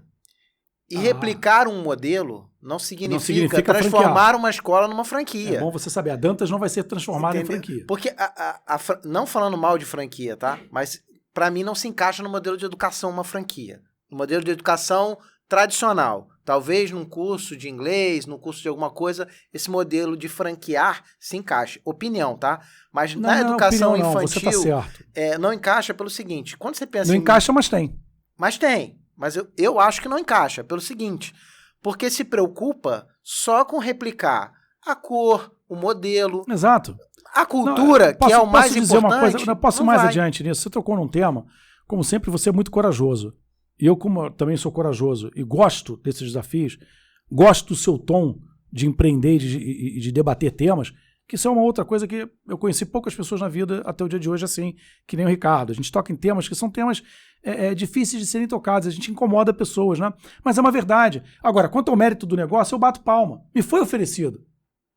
Por questões éticas. Como negócio? Me foi oferecido. Mas sabe como é que eles pegam pra gente? Fazem assim, olha só, ofereceram pro Grupo Dantas, olha aqui, ó, tem de 2 a 4 milhões. Claro que isso vai de acordo com o tamanho do imóvel, com uma série de obras no imóvel e tal. Mas é exatamente isso, né? Você não precisa, não pergunta nem o que eu faço da vida e qual é a minha formação. Só quer dizer o seguinte, você tem de 2 a 4 milhões para investir, o retorno é muito bom, tá? Digo a vocês, o retorno, até porque você não faz escola com menos do que isso. Agora, o retorno é muito bom, financeiro é muito bom. Só que o que ele vai fazer? Você vai escolher um belíssimo de um imóvel, ele vai botar um belíssimo arquiteto na sua mão, vai botar um modelo, vai caracterizar aquele imóvel como o modelo, funciona, fica bonito. O material tá tudo pronto, é replicável, mas é de prateleira. Isso. Entende? Ele vai ter o mesmo problema que todas as escolas têm. Ele vai ter que capacitar os professores, que não tem professor pronto para o modelo dele, e nem muito menos ele está lá formando o professor o tempo inteiro para quando o franqueado vier, ele colocar lá já formado. Não funciona assim. Aí você tem uma comodidade. Você vai chegar, vai ver uma casa bonitinha, linda, maravilhosa, vai botar o teu filho, vão te convencer que aquela escola é isso, é aquilo, aquilo, outro, mas você paga lá a taxa de royalties mensal, mais a taxa fundo de propaganda, você como mantenedor vai ficar sentado numa cadeira, porque eles realmente dão apoio, a coisa roda sozinha, né? Mas você não teve que chegar para o seu professor, como na Dantas nós fizemos. Nós vamos produzir o próprio material, que é botar o cara para trabalhar, botar o cara para pensar, botar inclusive para realizar, porque o professor se sente realizado quando você dá a ele a chance de ensinar e de formar o aluno dele. Sim. Nessas escolas franqueadas... E não cuspir o que está escrito. Não, mais do que isso, nessas escolas franqueadas eles não têm isso. E não é só nas escolas franqueadas não, tá? Tem muita editora hoje, Ricardo, estou dizendo que elas nos procuram. Elas chegam na escola, procuram você, nas instituições de ensino, tá aqui o nosso material, materiais até alguns com qualidade, outros não têm qualidade mesmo não, que é uma coisa que me preocupa muito. Eu sou muito crítico ao material escolar hoje. Aí vem o livro do professor. E o livro do professor, sabe o que é? O livro do professor tá lá dito como é que o professor tem que executar aquela tarefa, aquele exercício. Ora, para que eu preciso do professor? Eu quero que o professor ensine. Sim, é o cuspe-giz. É o cuspe-giz, o famoso cuspe-giz da nossa época. Isso está acontecendo, é como eu falei aqui no início. Você não pode querer acreditar que você vai fazer a administração de empresa R$ 159,90 por mês ou R$ 49,90 por mês, porque nem o teu professor está pago para isso. Ou então aquilo é um brincalhão, porque o bom professor custa caro. Sim. O bom professor não custa caro só na questão da remuneração. Ele quer ser valorizado, ele quer ser reconhecido, ele quer ter a liberdade de ensinar dentro do modelo da escola, sim, mas ele quer ter a liberdade de formar e educar aquela criança, no nosso caso, o exemplo da educação infantil. Sim. Ele quer ser reconhecido pela sua capacidade que tem de formar um indivíduo. Então, peraí, como é que você faz isso numa franquia?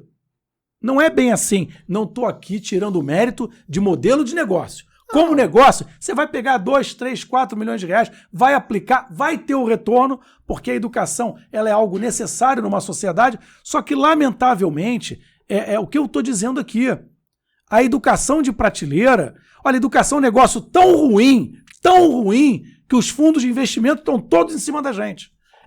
Da gente que eu estou dizendo, da Dantas, sim, e das escolas pequenas que querem comprar por quê? Não interessa só o nosso volume de alunos. No nosso caso, interessa o nosso modelo, interessa que a gente não cresça para que a franquia dele apareça. Sim. Na Dantas pode tirar o cavalo da chuva, isso não vai acontecer. Agora, é o que eu digo para vocês, a pergunta não é essa.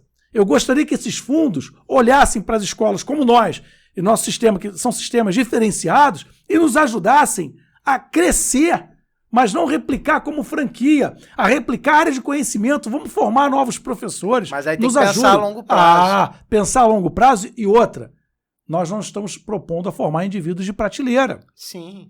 Né? Indivíduos modelados. Estamos falando de valores diferentes.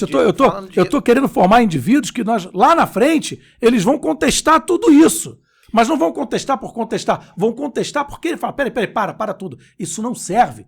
Isso não serve à sociedade. Não é que o bom custa sempre caro, mas a maioria das vezes custa. Sim, é verdade. É o fato. Não é caro, desculpe, não custa caro, tem valor, são coisas diferentes. Agora, esse ponto que você tocou é tão importante, Ricardo, porque eu queria aproveitar isso e dar um recado para a turma. É o seguinte, trabalhar com educação requer responsabilidade. Nós temos consequências de curto, de médio e de longo prazo. Para nós e para a sociedade que nós estamos vivendo e para a sociedade que nós vamos educar os nossos filhos. Sim, então... sim. Eu não estou dizendo que a educação por franquia não presta, não estou dizendo isso. Essa água vai subir de volta em você exatamente. Olha, nós vamos envelhecer, né?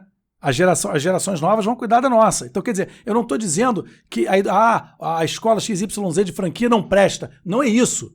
Eu estou dizendo que é um modelo perigoso.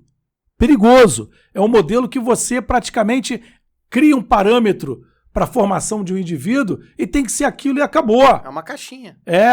Agora educar fora da caixinha tem a Dantas.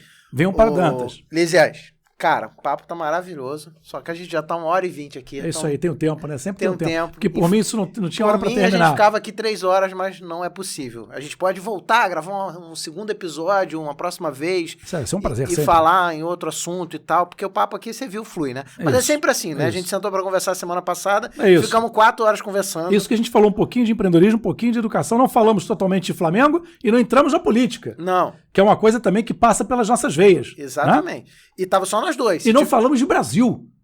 De país, de projeto, que também falamos disso aí. Não falamos de pacto federativo. De pacto federativo, de reforma tributária. Não falamos de liberalismo, né? Não falamos de livre iniciativa, economia de mercado. Nada. Não falamos de Flamengo, não falamos de futebol, de formação olímpica, né? Não falamos dos títulos de hoje. Ninguém me questionou aqui, nem você, sobre a administração do Rodolfo Landim. Mas está indo muito bem, nosso Flamengo está indo muito bem. A política sonha bastante com o Ricardo. Temos NT, Pacto Federativo, não é de hoje que conversamos. A gente pode marcar um próximo para a gente falar de outro assunto. Porque é isso aqui. Mas, infelizmente, a gente tem tempo para terminar, já estamos caminhando para o final. E tem umas perguntas que eu sempre faço aqui. E a primeira delas é, se o Lízias de hoje, 47 anos, pudesse dar uma dica para o Lízias de 20 anos de idade, que estava lá começando, com a inteligência, com a experiência, com a maturidade que você tem hoje, que recado você daria para o Lízias que tinha 20 anos? Faça tudo de novo. Acredite, segue o teu caminho. Não deu certo na aviação de caça, mas você acertou outro caminho. Faça tudo de novo. Persevere novamente. É não desistir. Esse é o recado que eu daria para mim, é o recado que eu dou para os meus filhos, é o recado que eu acho que a gente tem que compartilhar com todo mundo que está nos ouvindo aqui, que está participando aí do Gravata Amarela, porque hoje eu tenho mais força, mais firmeza, mais perseverança, estou mais convicto, mas por essa maturidade, por tudo isso que nós conversamos aqui. Mas pro Lízias mais novo, se eu pudesse falar para ele, eu falo, cara, segue aí que você tá certo, segue aí. Mas eu queria deixar uma coisa muito importante, eu tive 2 pessoas que sempre acreditaram, 3, que sempre acreditaram em mim. Sempre, apostaram firme nisso. Meu pai e minha mãe, estão vivos até hoje, criticavam aqui, brigavam dali, mas apostaram. Eu sou o mais velho de 4 irmãos, né? E filhos completamente diferentes, mas... E a minha esposa, que quando casou sabia de todo o risco que corria e apostou no projeto. Então, quer dizer, o recado que eu deixo é esse. Acredite, persevere, faria tudo de novo, Ricardo. É claro que eu tentaria de novo ser piloto de caça, mas não sei se daria, né? Porque não podemos desistir dos nossos sonhos. É por aí mesmo também, eu acho que não foge muito disso, não. Acho que eu daria mais ou menos o mesmo recado. E a outra pergunta é o seguinte: qual foi o momento mais difícil? Aí você pode falar de momento de vida, o momento da empresa. Qual foi o momento mais difícil da tua vida que possa servir de exemplo para as pessoas que estão nos assistindo para melhorar a sua vida? Ô, Ricardo, a gente vê tantas pessoas passarem momentos difíceis que quando a gente olha para a nossa vida, a vida é até muito mais leve, tá? Mas eu diria que o momento mais difícil que eu já passei na minha vida até o dia de hoje foi quando minha mãe teve internada um período aí de vida que quase que o papai do céu chamou para acertar as contas, né? Eu estava com ela no hospital, foi uma noite que ela andou uma distância como daqui aí, né? Levantou da cama do hospital para ir até o toalete, sentiu muito cansada, falta de ar, e ela estava internada no Hospital da Aeronáutica, quando o médico de plantão na ocasião da noite, para a madrugada, era um psiquiatra. Nunca mais vou esquecer disso na minha vida. Minha mãe estava internada porque ela fumou a vida inteira, teve problemas pulmonares e cardíacos, né? E ela tinha acabado de colocar uns stents no coração, e esse psiquiatra chegou para mim e falou assim, olha, médico, né? Olha, para mim acabou aqui. Meu limite de conhecimento acabou aqui, eu vou botar sua mãe para UTI. Esse psiquiatra, que lamentavelmente eu não me lembro o nome dele, é um oficial da Força Aérea, médico, né? Eu sou muito grato a ele, eu não me lembro o nome, mas eu tenho a fisionomia dele aqui na minha frente agora. Ele desceu com a minha mãe para o UTI, foram 5 dias ali na UTI, ela está aí hoje com 78 anos. Se ele não tivesse dado aquele start ali. Se ele não tivesse dito, e aí olha a importância de saber quando os nossos limites. Se ele não tivesse dito, para mim parou aqui, quando ele botou o oxímetro nela e viu que a coisa estava feia, ou seja, você imagina um psiquiatra, que é uma pessoa extremamente preparada. De no coração. Exatamente, falou assim, olha, para mim não vai dar, eu tenho que levar para UTI. Então, esse para mim não vai dar, ele salvou a vida da minha mãe. Aí eu diria para você que ele foi o momento mais difícil, mais angustiante da vida, Ricardo, porque a gente passa por momentos difíceis, viu, pessoal? Mas quando a gente olha a nossa vida e olha a vida de outras pessoas, eu só tenho a agradecer tudo que eu tenho até o dia de hoje, tudo que eu vivi até o dia de hoje. Mas o sentimento de perder um pai e uma mãe, os dois estão aí vivos, meu pai com 90 anos, minha mãe com 78, mas foi um momento de angústia. Eu diria que até o Eu vi meu pai falecer, né, por complicações de diabetes, infartar 3 vezes na minha frente, então é algo que eu nunca mais vou esquecer. Então é complicado mesmo, e você ter o privilégio de ter os dois aí ainda então bom quando demais. A gente vê que as coisas que a gente mais ama na vida, família, né, e eles ficam vulneráveis, isso acho que foi o momento mais difícil. Não tem, o restante é tudo superável, tudo fica fácil, né? Mas acho que foi o momento mais angustiante de vida. O restante foi uma grande aprendizagem. Aliás, a minha vida são momentos de aprendizagem. Entende? E a terceira pergunta é: se tem alguma pergunta que você gostaria que tivessem te feito em alguma entrevista, em algum bate-papo, e nunca te fizeram? Poxa, pergunta interessante essa sua. Sabe que... Aliás, nunca me fizeram essa pergunta. Exatamente. Nunca me fizeram essa pergunta. Você, como sempre, surpreendendo. Não sei, Ricardo, você me pegou agora. Não sei, eu sei que eu já respondi a tanta coisa, até a própria experiência de quando fui candidato a presidente do Flamengo, né? Fui candidato a deputado em 2006. Eu já respondi muita coisa, Ricardo. Eu nunca respondi essa, por exemplo. Eu acho que essa foi a pergunta mais difícil que me fizeram. Então eu vou ficar te devendo essa resposta a vocês também. Isso vai ter que ficar para um outro momento. Então eu vou te fazer uma pergunta que você acabou de tocar nesse assunto. Teremos o Lízia político? Teremos. Tem um sonho, sim. Porque eu sei que sempre teve 3 coisas na tua vida: empreendedorismo, Flamengo e política. Exatamente. São coisas que teremos, sim. Que estão no teu eu diria para você que na minha agenda de vida está aí o nível de amadurecimento do projeto de educação, né? Talvez depois dessa fase dos primeiros 2 repliques da escola, tá tudo mais estabilizado. Eu tenho uma vontade, sim. Eu gostaria muito de poder fazer pelo país. Se fosse me perguntar num primeiro momento, eu gostaria muito de viver a experiência do Senado Federal, ou do Parlamento Nacional, não especificamente, do Parlamento Nacional. É uma coisa que me encanta muito, apesar de todos os problemas que aquilo tem, tá? Mas me encanta muito, eu gosto do debate. Eu queria discutir um dia um projeto de nação. Precisamos de um projeto de nação, de um projeto de país. Cada dia mais. Cada dia mais temos... Eu acredito que estamos indo bem, mas precisamos de um projeto de país. O Brasil está na hora a gente precisa dar para as gerações dos nossos filhos um projeto de país. Eu gostaria muito de contribuir um pouco com isso, seja numa Assembleia Constituinte ou numa Assembleia Constituinte específica, que poucos sabem o que é isso. Nós conversamos aquele dia.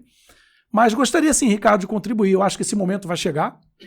Mas posso também dizer a todo mundo que está aqui, a você, eu não abro mão de cuidar do nosso Flamengo. Isso é uma coisa que eu digo a todos que me perguntam, né? Até aí uma pergunta que me fizeram, muito rapidamente, com o do nosso tempo, que me perguntam sempre por que eu, quando eu estava candidato, por que você quer ser candidato a presidente do Flamengo? Por que você quer ser presidente do Flamengo? Né? O que me motiva a ser presidente do Flamengo foi a trajetória do meu pai lá dentro. Né? Eu digo às pessoas, olha só, não me coloquem em mesa de negociações com pessoas que eu jamais vou negociar, ou com valores que eu jamais vou negociar, porque tem como eu desistir do Flamengo? Tem. Se meu pai chegasse para mim e falasse assim, meu filho, esquece aquela coisa lá, vai tratar dos teus negócios, das tuas empresas. Só que a probabilidade do meu pai dizer isso para mim é 0. Então a probabilidade de deixar o Flamengo em mãos erradas é 0, porque hoje o Flamengo está em boas mãos, mas já esteve em mãos erradas. Então eu tenho esses sonhos, e participar da política do meu país, participar do Parlamento Nacional é um outro sonho que eu tenho. Eu espero em breve aí, nos próximos anos de vida, poder estar nesse desafio aí. Quem sabe não poder contar até com você também, porque isso é uma coisa que não é para... Aliás, nada na vida se faz sozinho. Nem se empreende sozinho, né? Cara, com certeza eu vou te apoiar se você tiver. Mas é um sonho. E no momento oportuno eu provavelmente vou entrar de cabeça num desafio desse. Estarei junto com você, com certeza, te apoiando em tudo que eu puder fazer para que você consiga realizar esse sonho. Eu quero contribuir com o país. Cara, nosso tempo acabou.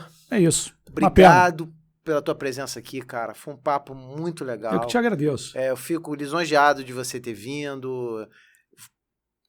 Pena de a gente ter pouco tempo. Gostaria que a gente ficasse por 3 horas aqui falando. Eu queria te agradecer o convite, a lembrança do meu nome. Mais do que isso, agradecer a sua mensagem, o seu telefonema, que é uma pessoa que eu gosto muito, que eu já não te vi há tempos.